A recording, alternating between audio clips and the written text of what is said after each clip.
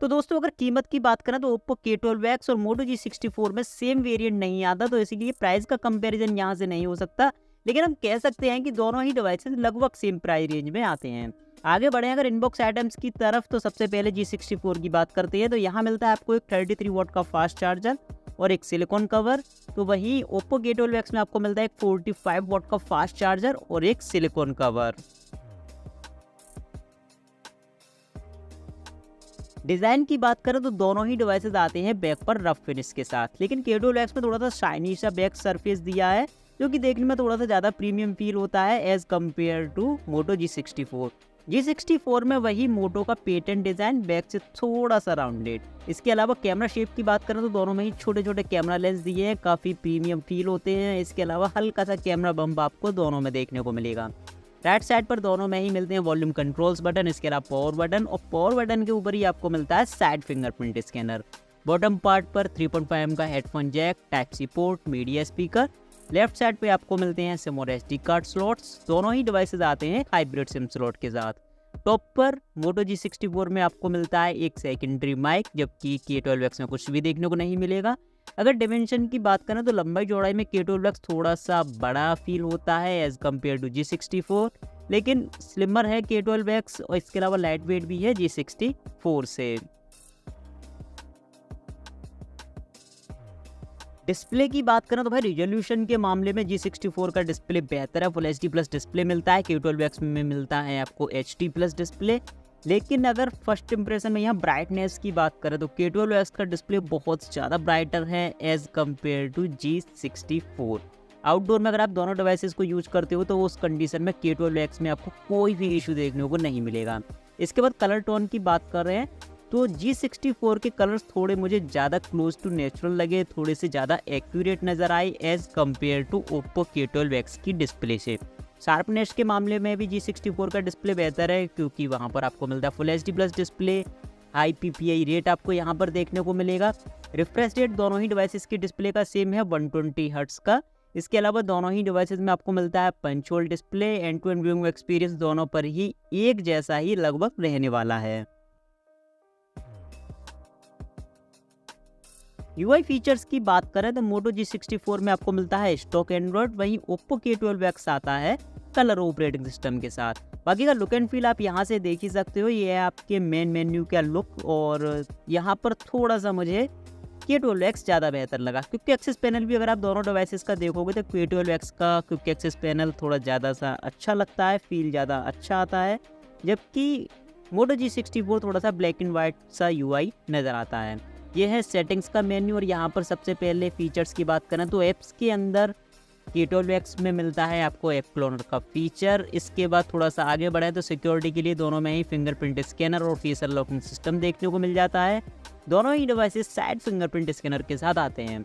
Oppo K12X में साथ ही साथ आपको मिलेगा ऐप लॉक, हाइड ऐप्स और प्राइवेट सेव का फीचर, जबकि Moto G64 में ये कुछ जेस्चर कंट्रोल्स दिए हैं। इसके अलावा मल्टीपल यूजर्स जैसे फीचर्स भी आपको यहाँ देखने को मिलेंगे। जेस्चर कंट्रोल्स आपको K12X में भी देखने को मिल जाते हैं। इसके अलावा ये हैं कुछ स्पेशल फीचर्स। तो दोस्तों अगर कैमरा स्पेसिफिकेशंस की बात करें तो उस कंडीशन में Moto G64 बहुत ज़्यादा पावरफुल नज़र आता है as compared to Oppo K12X। लेकिन अगर फीचर्स की बात करें तो वहाँ कोई बहुत बड़ा डिफरेंस नहीं है। जैसे कि दोनों में ही आपको पोर्ट्रेट मोड देखने को मिलता है, रियर और फ्रंट दोनों के लिए। नाइट मोड आपको दोनों में देखने को मिलता है। कुछ एक्स्ट्रा फीचर्स की बात करें तो dual view video, slow motion जैसे फीचर्स आपको दोनों में देखने को मिलते हैं। वीडियो रिकॉर्डिंग की बात करें तो दोनों ही डिवाइसेस से आप 60 FPS पर फुल HD तक का वीडियो भी रिकॉर्ड कर सकते हो। अब कैमरा परफॉर्मेंस की बात करें तो इन फोटोज को जरा ध्यान से देखिए। सबसे पहले अगर कलर टोन की बात करें तो नो डाउट यहाँ पर Moto G64 के फोटोज थोड़े से ज्यादा पंची नजर आते हैं, कलर्स थोड़े से ज्यादा उभरे हुए नजर आते हैं Moto G64 में, और उसके सामने K12X के फोटोज थोड़े से वॉश आउट नजर आते हैं। लेकिन अगर Moto G64 के फोटोज को देखें तो पिक्चर्स थोड़े से ओवर सैचुरेटेड हैं, जबकि K12X की बात करें तो पूरी तरह से नेचुरल फोटोज नहीं है, लेकिन बहुत हद तक क्लोज टू नेचुरल है। तो मुझे तो पर्सनली यहाँ पर K12X भी ठीक ठाक लगा। हालांकि अगर आपको पंची कलर्स बहुत ज़्यादा पसंद आते हैं तो उस कंडीशन में G64 के फोटोज आपको बहुत ज़्यादा अमेजिंग लगेंगे। डिटेलिंग के मामले में भी मोटो G64 आपको बेहतर परफॉर्मेंस दे देता है, क्योंकि यहाँ पर आपको ऑटो मोड पर मिलती है 12 मेगापिक्सल की फोटो, जबकि K12X से मिलता है केवल आपको 8 मेगापिक्सल का फोटो। रियर कैमरे के पोर्ट्रेट मोड की बात करें तो एज डिटेक्शन यहाँ दोनों का ही ठीक ठाक है। G64 में रियर के लिए आपको डेप्थ सेंसर देखने को नहीं मिलता, बट एज डिटेक्शन का यहाँ कोई खास इशू देखने को नहीं मिलेगा। डिटेलिंग के मामले में नो डाउट यहाँ भी G64 बेहतर है as compared to Oppo K12X, लेकिन जो मेन डिफरेंस रहेगा वो रहेगा स्किन टोन का। G64 में आपको एकदम नेचुरल स्किन टोन देखने को मिलती है, मतलब लगता है कि एक ह्यूमन स्किन टोन है, जबकि K12X में एक अजीब सी स्किन टोन ही यहाँ पर शो होती है। लो लाइट फोटोग्राफी की बात करें तो दोनों में ही नाइट मोड दिया है, और नाइट मोड के मामले में भी मोटो G64 Oppo K12X को पूरी तरह से बीट करता है। शार्प इमेजेस आपको मिलती हैं मोटो G64 से, इसके अलावा सेम लाइटिंग कंडीशन में आपको ब्राइटर फोटोज भी देखने को मिलती हैं। फ्रंट कैमरे की बात करें तो कुछ ये परफॉर्मेंस आपको यहाँ देखने को मिलती है। यहाँ भी रियर कैमरे के पोर्ट्रेट मोड की तरह स्किन टोन का मेन इशू देखने को मिलेगा। G64 में आप क्लियरली देख सकते हो थोड़ी सी ह्यूमन स्किन टोन जैसी स्किन टोन देखने को मिलती है, थोड़ी बेहतर पिक्चर्स नज़र आते हैं, सेल्फी अच्छी नज़र आती है एज़ कम्पेयर टू K12X, और K12X में यहाँ भी थोड़ी अजीब सी सेल्फी नज़र आती है। इसके अलावा अगर डिटेलिंग की बात करें तो यहाँ भी G64 K12X को पूरी तरह से बीट करता है। शार्प इमेजेस आपको देखने को मिलती हैं G64 में। फ्रंट कैमरे पर अगर एज डिटेक्शन की बात करें पोर्ट्रेट मोड पर तो वहाँ दोनों ही लगभग ठीक ठाक हैं, तो फ्रंट कैमरे में भी यहाँ G64 K12X से बेहतर है। तो Antutu बेंचमार्क का यहाँ टोटल आप देख सकते हो 5,15,000 है मोटो G64 का, Oppo K12X का है 4,34,000। सबसे पहले CPU स्कोर्स की बात करें यानी कि कॉमन यूज की तो 1,66,000 है मोटो G64 का, वहीं 1,40,000 के आसपास है K12X का। गेमिंग के लिए यानी कि GPU स्कोर में दोनों पर ही Antutu बेंचमार्क का 3D का लाइट वर्जन सपोर्ट हुआ है। 1 लाख के आसपास है मोटो G64 का स्कोर, वहीं 85,000 के आसपास है K12X का स्कोर, और यहाँ कोई बहुत बड़ा डिफरेंस नहीं है। मेमोरी स्कोर्स की बात करें तो भाई यहाँ फर्क देखने को मिलेगा।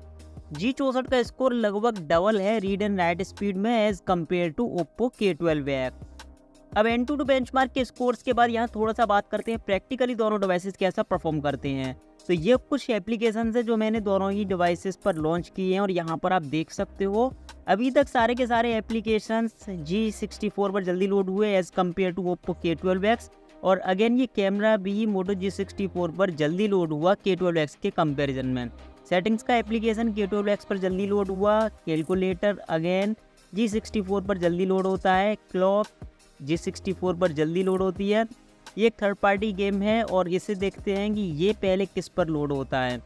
तो यहाँ पर अगर क्विक रेस्पॉन्स टाइम की बात करें और एप्लीकेशन लोड होने की बात करें तो वो G64 पर जल्दी लोड हुआ। आगे फिर बढ़ते हैं, ये भी एक थर्ड पार्टी एप्लीकेशन लेकिन थोड़ा सा हैवी है, और इसे देखते हैं कि ये पहले किस पर लोड होता है।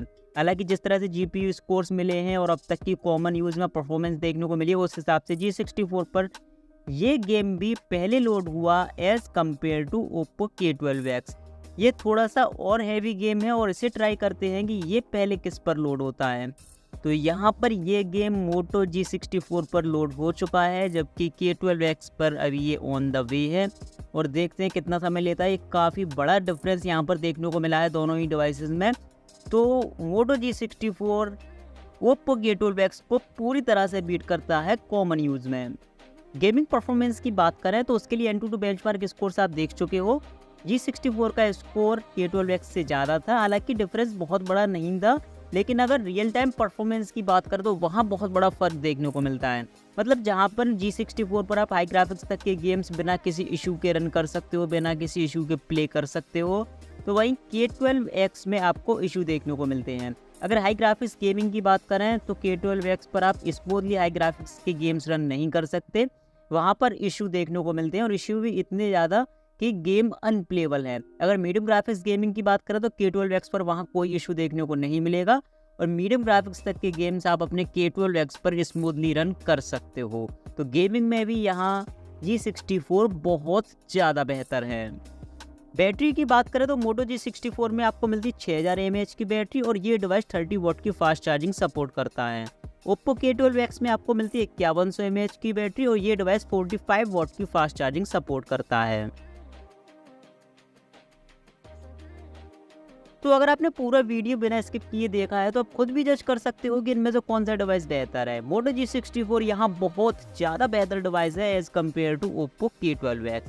तो फिर मिलेंगे ऐसे किसी इन्फॉर्मेटिव वीडियो के साथ, तब तक के लिए गुड बाय, आपका दिन शुभ हो।